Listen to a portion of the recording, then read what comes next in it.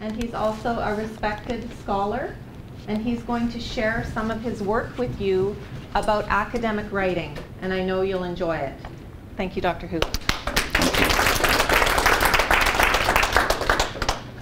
Thanks for Pamela for initiating the idea of this workshop for the Writing Center, and thanks to all of you for coming here to make this workshop a workshop. I originally planned this workshop for teachers, academic writing, how to achieve academic writing. But of course, as you can see, it equally applies to ESL students, and most likely, ESL students will benefit more than teachers. Okay, here's a quick overview of the workshop. I will start with the rationale for the workshop, and then I will explain what academic writing is, what it requires. And then I will explain the don'ts and do's in order to achieve academic writing style, followed by examples that are taken from students' essays to illustrate the problems and the ways to fix the problems. And finally, I make some concluding remarks. Okay, the rationale. ESL students, when you take advanced ESL courses or academic courses, you need to write assignments, right? And when you write assignments, you are expected to use the academic writing style.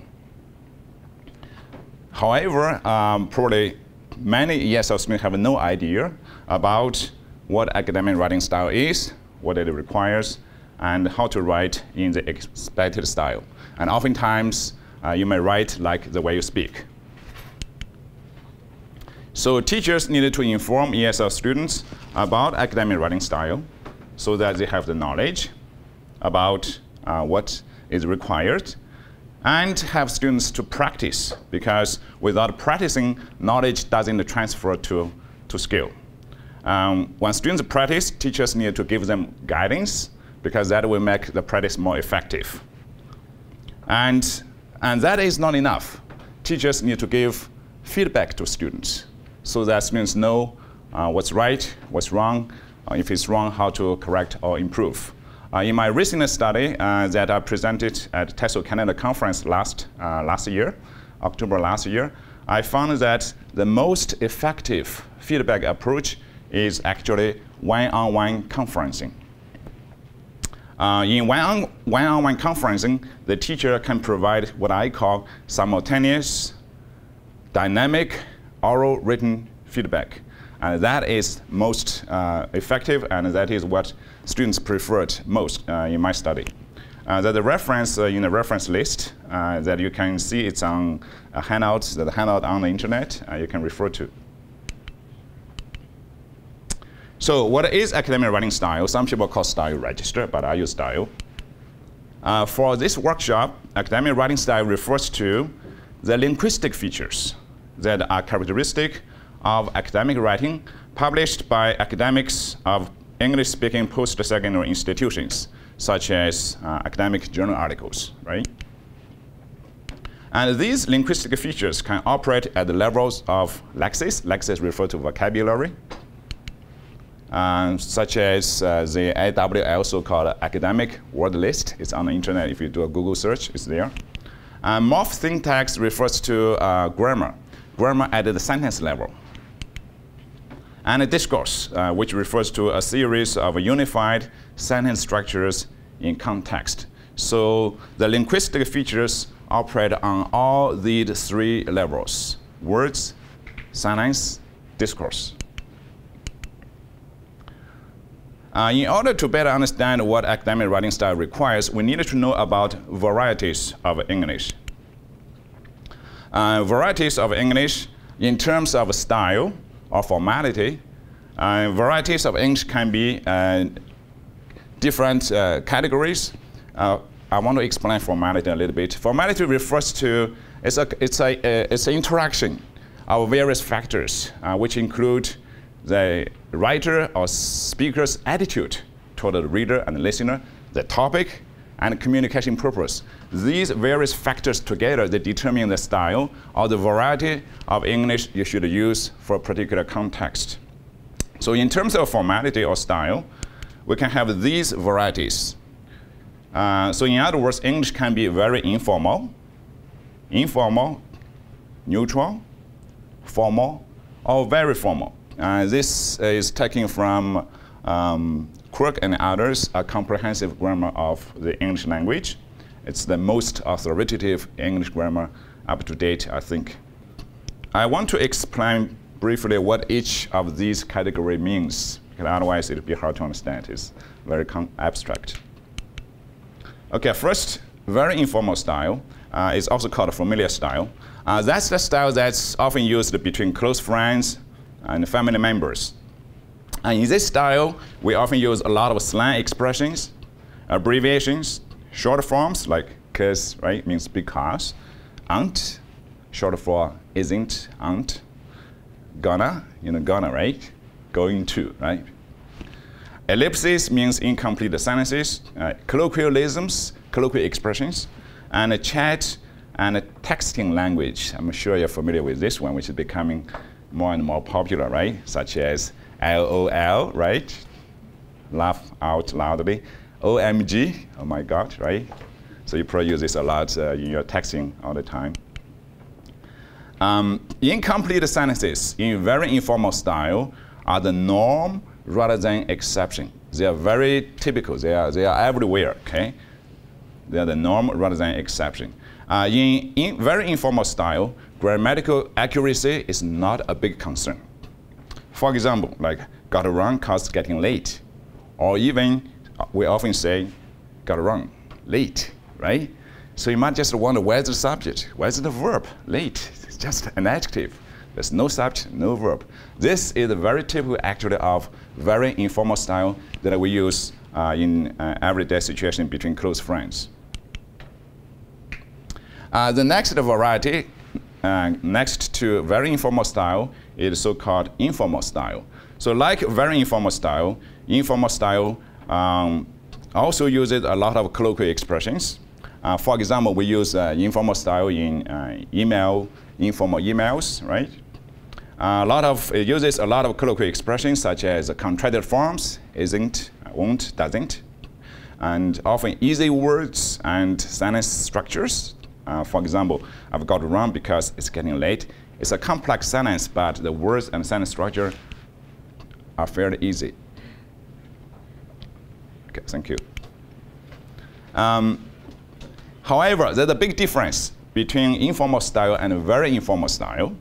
And that is, in informal style, there's more concern for grammatical accuracy.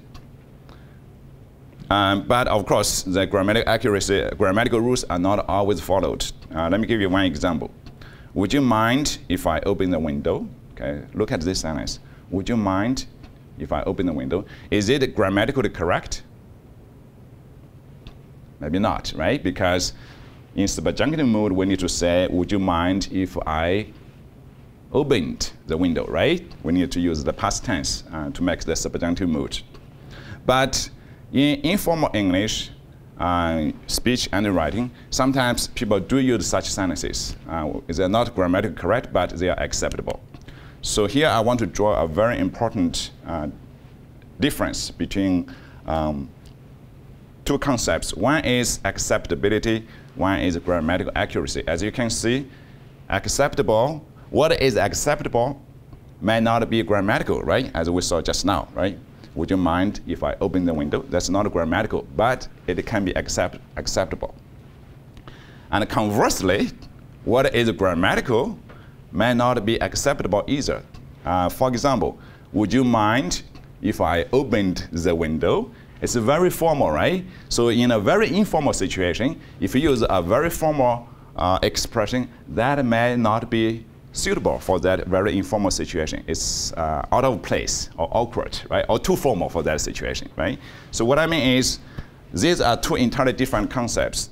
And what is acceptable may not be grammatical. And what is grammatical may not be acceptable for the specific situation. This difference can answer many questions I'm sure that students have for teachers. So the next variety is called neutral style. That's the language that's used, we use very often in everyday contexts, such as newspapers, magazines, and internet reports. In neutral style, It may still have some informal features, such as contracted forms, for example, like the crowd begins to leave because it's getting late. It's, as you can see, that's a contracted form, right? However, in neutral style, as I said, such as newspapers, magazines, we should not make any errors. We should try all means to avoid grammatical errors. There is no place for grammatical error in neutral style. For example, a newspaper, think about it. If a newspaper article has errors, what do you think about it? You lose your respect for the newspaper, right? Sometimes people don't not only doubt the reliability of the language, sometimes we doubt about the content of the reliability of the content if the language is not correct. Formal style, the next one, next to neutral style, is the style that is often found in academic journals and sometimes textbooks. In this style, we rely a lot on formal vocabulary, such as the AWL, academic word list, long, well-constructed phrases and sentences to achieve seriousness, thoughtfulness, and forcefulness. Because in academic writing, we want to persuade the reader. We want the reader to agree with us, right? As the students, we want our teachers to agree with us, and therefore we can get a better mark, right? And in formal style, no informal or very informal language should be used. So in other words, all those contracted forms, colloquial expressions, no slang, obviously, and elliptical sentences should be avoided. If you have elliptical sentences, you may get FRAG, right? A mark from the teacher, fragment. Okay? So no fragments in formal style. So where does academic writing style fall here on this continuum? Academic writing style uses a mixture of formal and neutral varieties in terms of vocabulary, sentence structures, and discourse. I just want to quickly show you where it is in this diagram.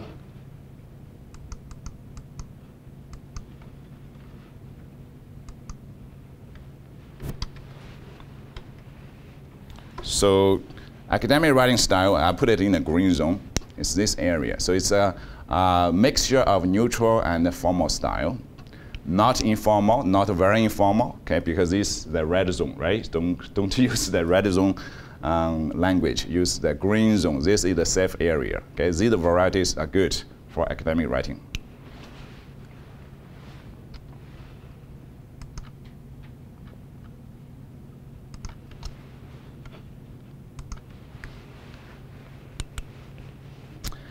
Within this variety, however, there is further variation. For example, academic journal articles that are probably more formal style language than neutral style, right? In ESL student essays, like the essays you write, that are probably more neutral language than informal language. But in any case, academic writing should not contain informal or very informal language features.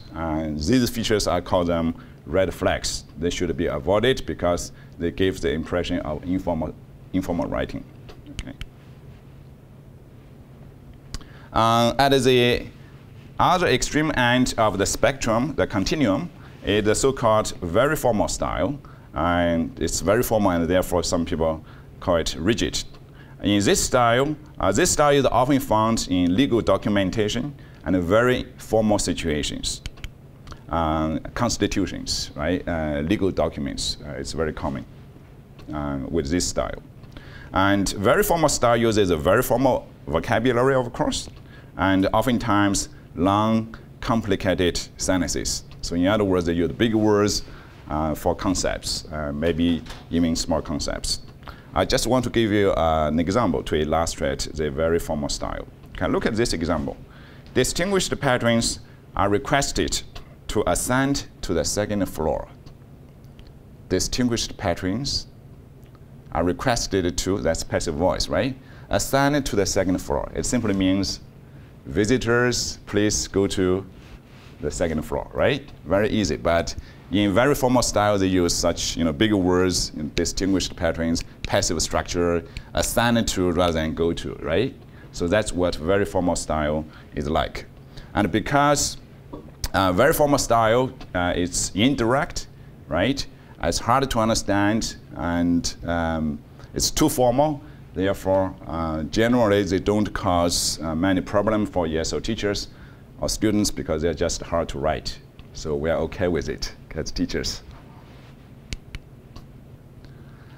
The red flags, this very formal style can also be considered red flags because they should be avoided, right, in academic writing, because they are too hard to understand and they are very indirect.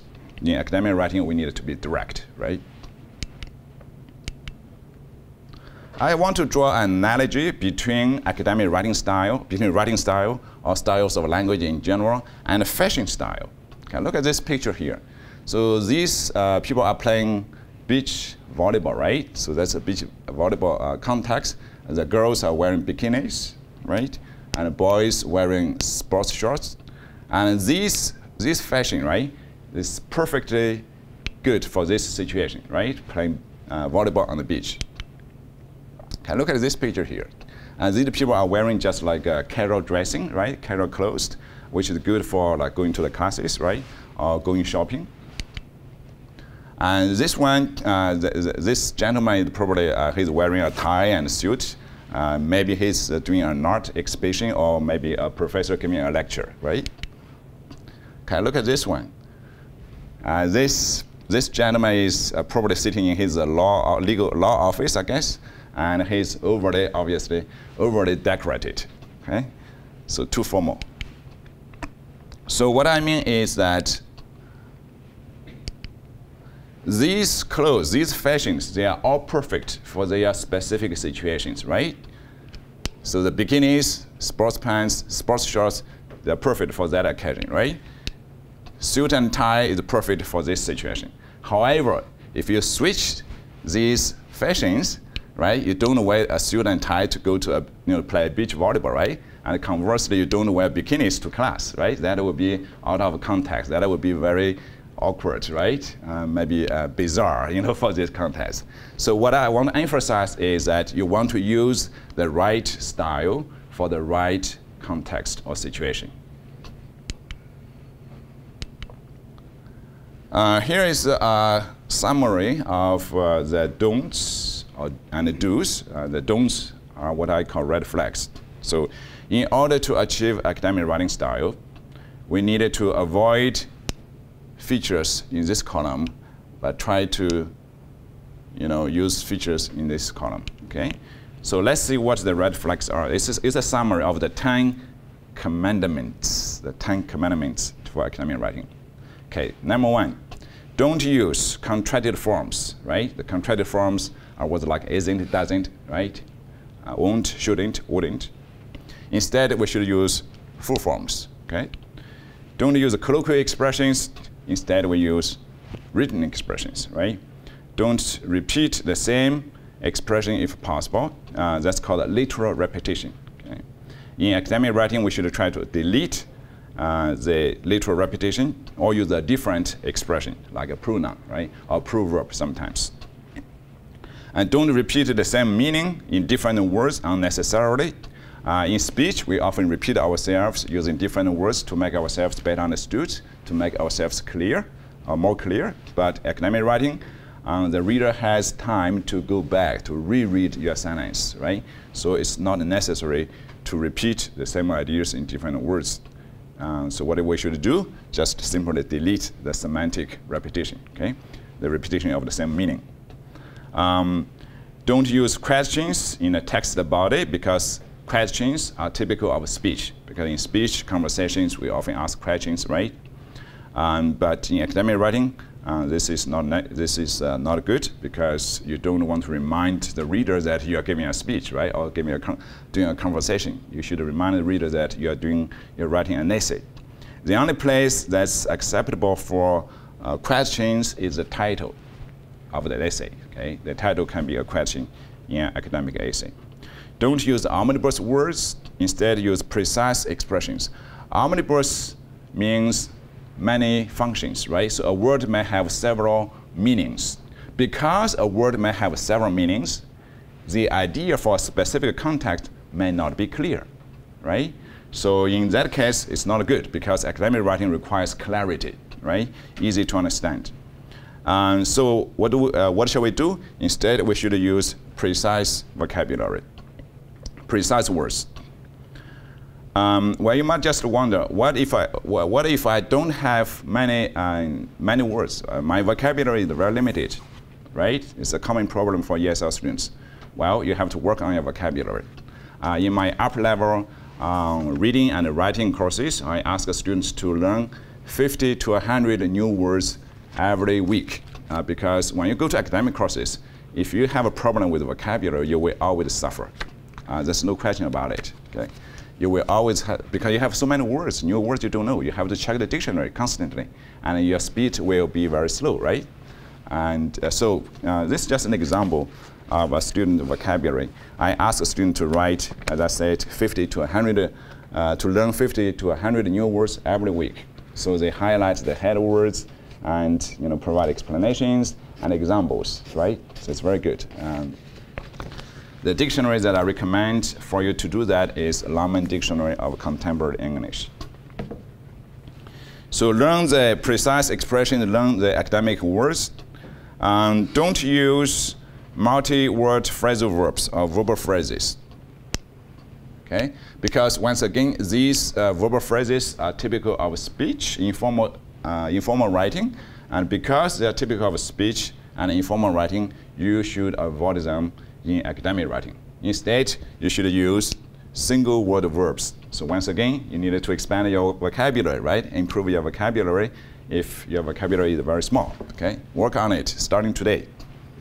Don't use the second persons, you. Instead, use the third persons, because second persons reminds the reader that you're talking to him or her, right?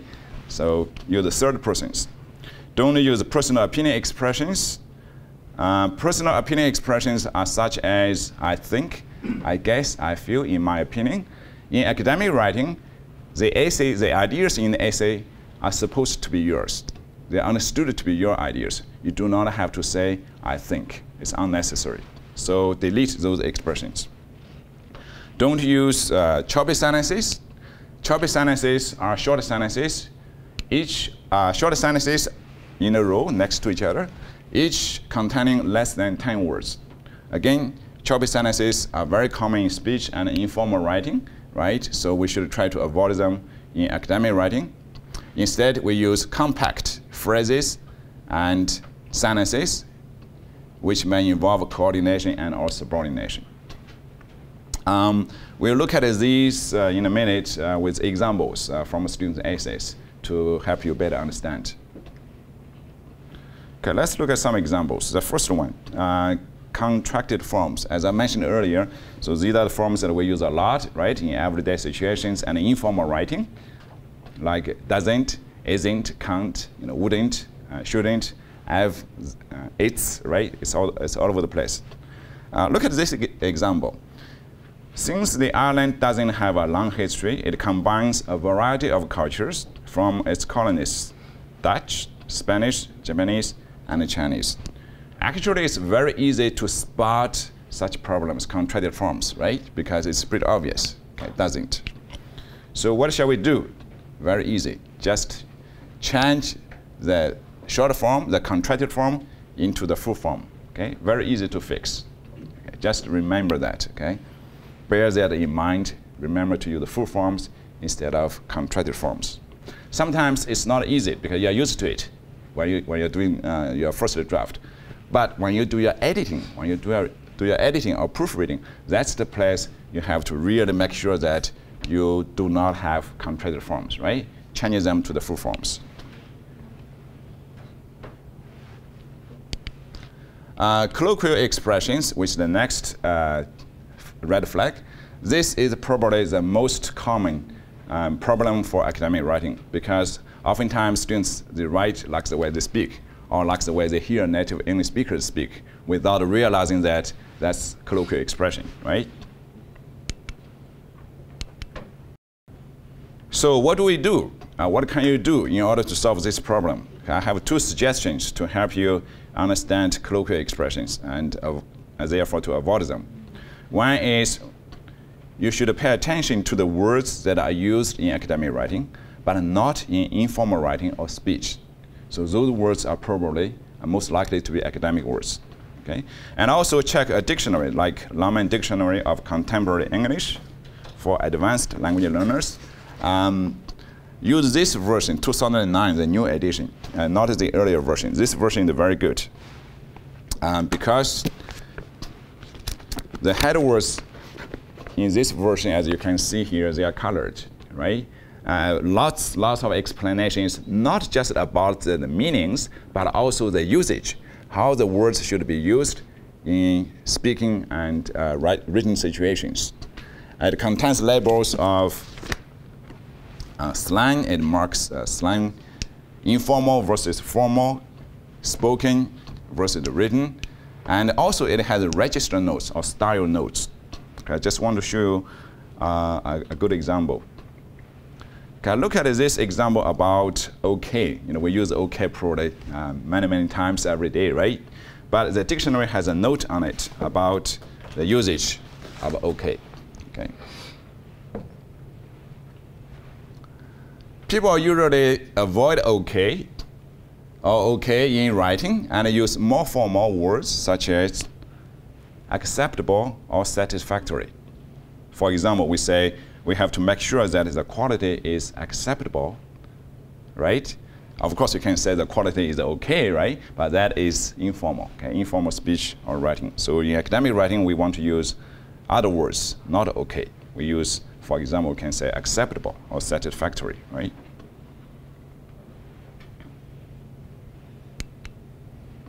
Another example to illustrate the use of colloquial expressions. Therefore, in Turkey, if two guys hug and kiss each other on both cheeks, please do not think that they are homosexual, okay? So the words guys, okay, we use it every day, right? A lot, very common. But it's very colloquial, it's hardly colloquial, right? In academic writing, you should by all means try to avoid such an expression. Instead, we should use man, right? Which is very neutral, okay? And also this expression, please do not think they are homosexual. Please do not think. That is a colloquial imperative, right? So again, we use this expression a lot in speech and sometimes in informal writing. In academic writing, we should definitely try to avoid that, okay? Make sure that you do not have such, please expressions, right? They're very polite but not good for academic writing.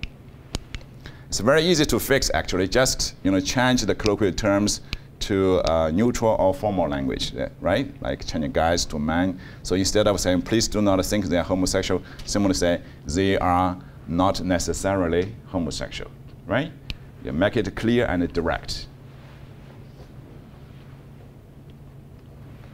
Another example to illustrate colloquial expressions.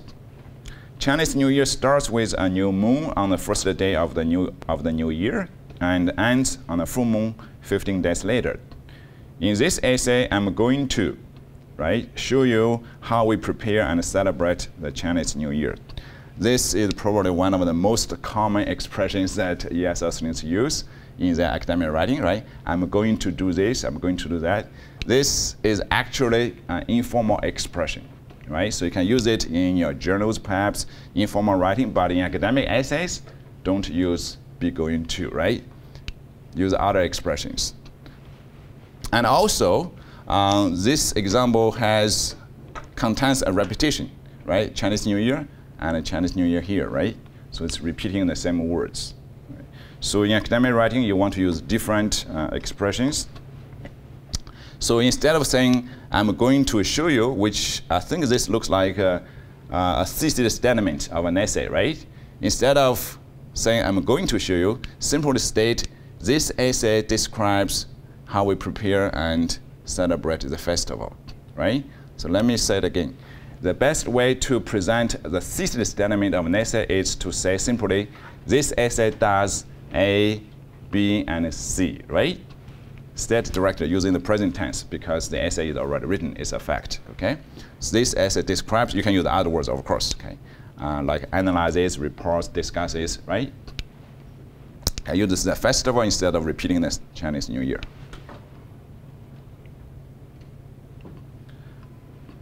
And that reminds us of literal repetition, meaning repeating the same words, right? So let's look at one example here. The translations do not meet the needs of our colleges and universities. The translations are too general and not specific enough. You can see here, translations repeating, right? And also, too general and not specific enough. Too general, not specific, same thing, right? So same idea repeated twice. It's totally unnecessary. So how shall we fix the problem? Easy, combine them, right? Mix them into one sentence because they share the same subjects, right? So simply to say, the translations do not meet the needs of our colleges and universities as they are too general, right? So use a complex structure, add they are too general to combine the two ideas. And as you can see here, this also shows the relationship between the two ideas, right? Because this provides explanation, okay? So it's very good in that sense. It's clear, and the logical relationship between the ideas is very clear, and it's concise, okay? Not repeating. By the way, all these examples are taken from the essays of the students I taught in the past. So they are authentic examples, student examples.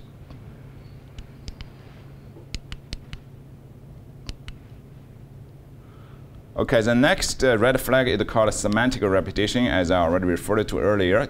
It simply means repeating the same idea or similar idea in different words, okay, or sentences. Now look at this example. Since there is a sign language, we are able to understand what the deaf and mute people want to say.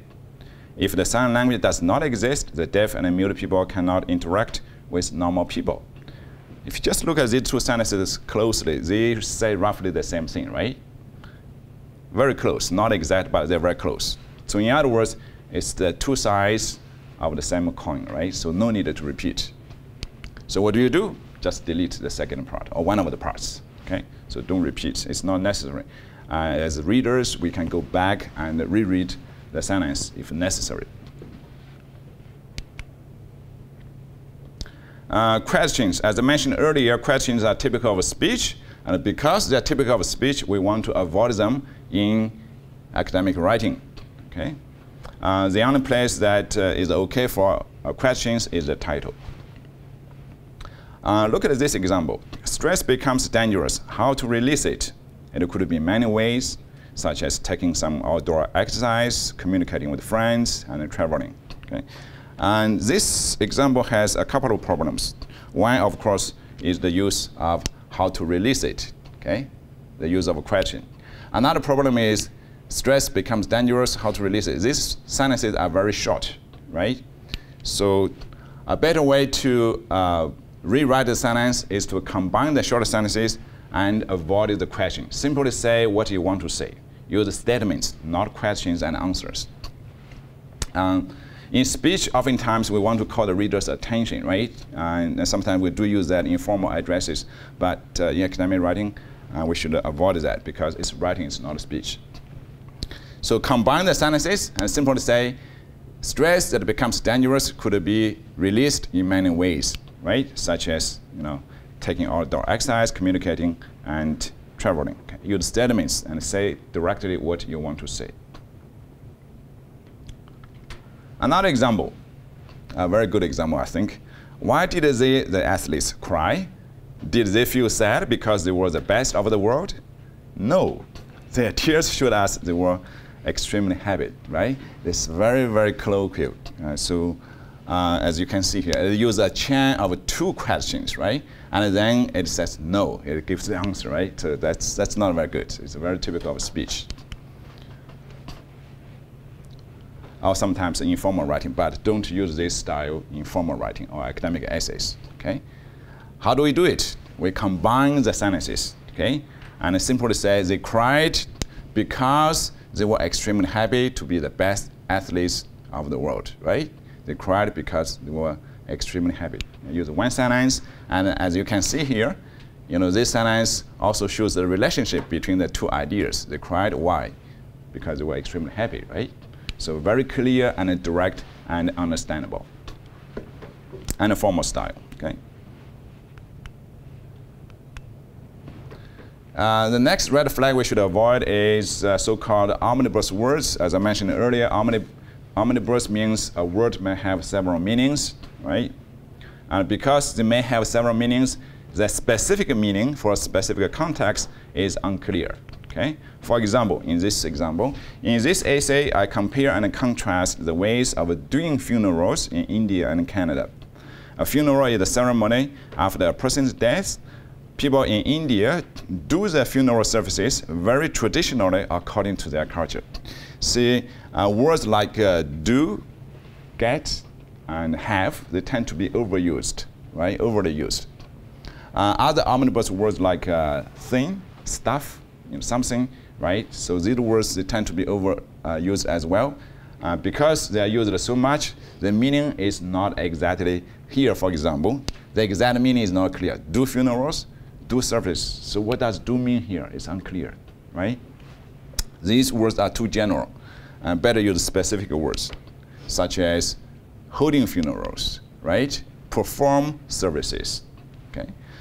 This example also contains another problem, very traditionally, according to their culture, right? Traditionally means according to their culture means traditionally, right? So it's the same idea using different words. It's totally unnecessary, right? Simply delete one of the repeated parts, right? Just say according to their culture, enough, right? Don't repeat the same idea. The next red flag is so-called multi-word verbs. Multi-word verbs are very common again in speech and informal writing. Because they are so common in speech and informal writing, we should avoid them in academic writing, okay? Let's look at this example. This essay talks about presents in different countries and the difficulty of parsing out different gift-giving customs. I think one of the expressions that students like to use is this talk about, right? When you write a report analysis, you say this story talks about, right? Or this article talks about. It tends to be overly used. It's a colloquial expression, or informal expression at least, right? So instead we use one-word verbs like discuss, right? Or describe sometimes. This essay discusses presence. So instead of puzzling out, which is a phrasal verb, we can say understanding, right? One-word verb. If the one-word verb is available, sometimes you don't have a choice, right? So you have to use phrasal verbs. But that's why you need to improve your vocabulary, right? Increase your vocabulary so that you have a good repertoire of single-word verbs. Okay, the next red flag to avoid is so-called the second persons. Again, we use the second person a lot, right? In speech and of course sometimes in informal writing. And in academic writing, we should avoid the use of the second persons. Okay, now look at this example.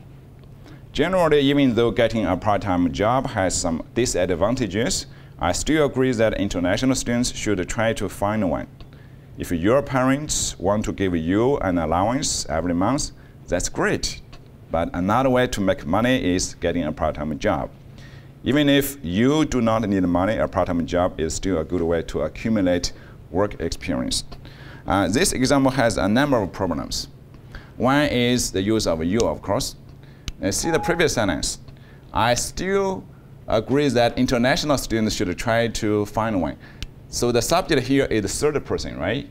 And now your parents want to give you an allowance, right? So that's the second person, your parents, even if you do not need money. So here it's switched from the third person to the second person, right?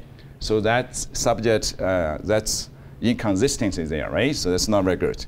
Another problem is, that's great. Now look at this expression here.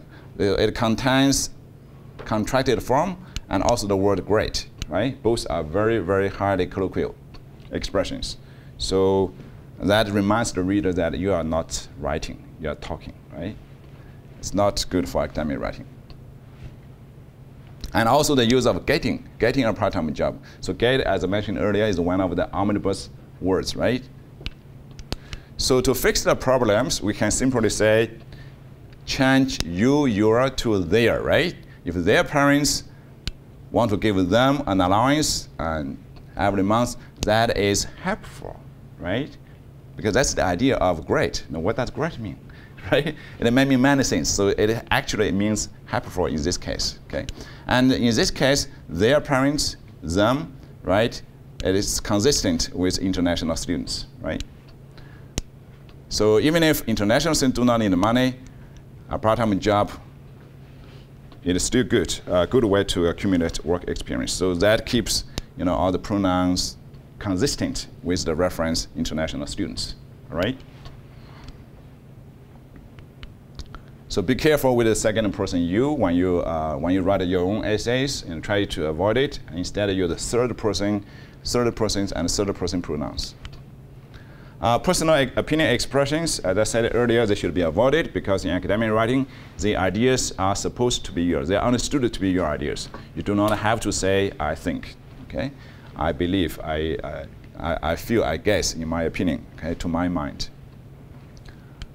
So it's very easy to fix this problem. Just delete the personal opinion expression. Okay, that's all you needed to do.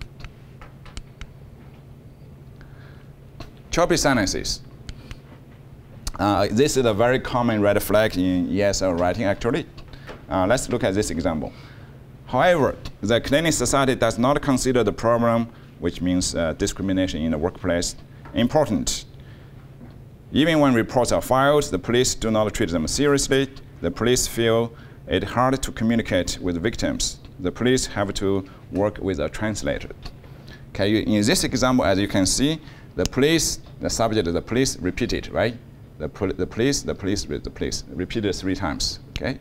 And also these sentences are pretty short because each one of these contains less than 10 words. So that gives an impression of choppiness, okay? Short pieces, which is typical of informal writing, right? Or speech, because in speech, it's difficult for us to hold several ideas in the mind for a long time, but in academic writing, we have the time to process the ideas, okay? So one way to fix it is to simply combine the short sentences into a longer sentence using coordination and or subordination, right? So simply say, the police do not treat them seriously as they find it difficult to communicate with the victims through a translator, right? So in this case, the ideas, the relationship between the ideas is very clear, okay, and very easy to understand. Some concluding remarks. The guidelines are just explained. They are not exhaustive. There are other ways to help achieve academic writing style. These are just some of the most common features that we should try to use in academic writing. The students for this workshop actually are advanced ESL students and native English speakers, or academic students. At lower levels of ESL, the main concern is grammar, vocabulary, right? But at advanced levels, upper levels, we should go beyond grammar, because good writing is much more about, is much more than just grammar. Okay, go beyond grammar. Whether a particular feature is appropriate for a particular context depends on the particular the context. So in your assignments, well, you need to take care of the instructions, right? If you're supposed to write academic essays, then you need to use academic writing style. It's the context that determines use, right? So no context, no text. Thank you.